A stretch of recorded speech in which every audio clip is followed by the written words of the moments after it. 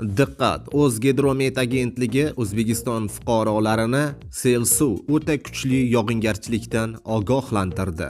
Barcha fuqarolar 13 apreldan 18 aprel kunlari aslo ko'chaga chiqa ko'rmang. Assalomu alaykum hurmatli tomoshabinlar, tezkor yangiliklardan, birinchilardan bo'lib xabardor bo'lishni istasangiz, videorolik ostiga like tugmachasini bosib kanalimizga obuna bo'lishni unutmang. Like bosgan insonni Xudoyim doim qo'llasin.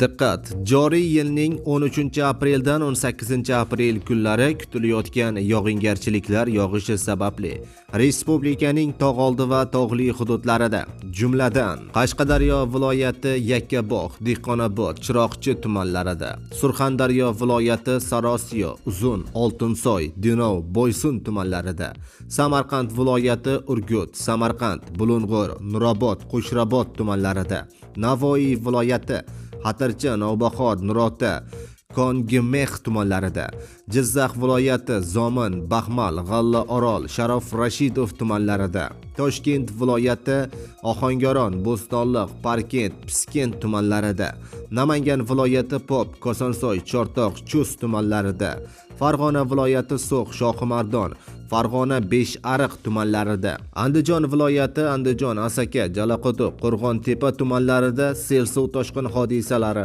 yuzaga kelishi mumkin. Tog'oldi va tog'li hududlarda istiqomat qiluvchi fuqarolarni dam oluvchi hamda tog'li hududlarda harakatlanuvchi haydovchilardan ehtiyotkorlik choralarini ko'rishlarini so'raymiz, deyiladi O'zgidromet xabarida. Respublika hududi bo'ylab yomg'ir suvlari to'planish ehtimoli ham bor. Bu esa hududlarni suv bosishiga olib kelishi mumkin, deyilgan xabarda.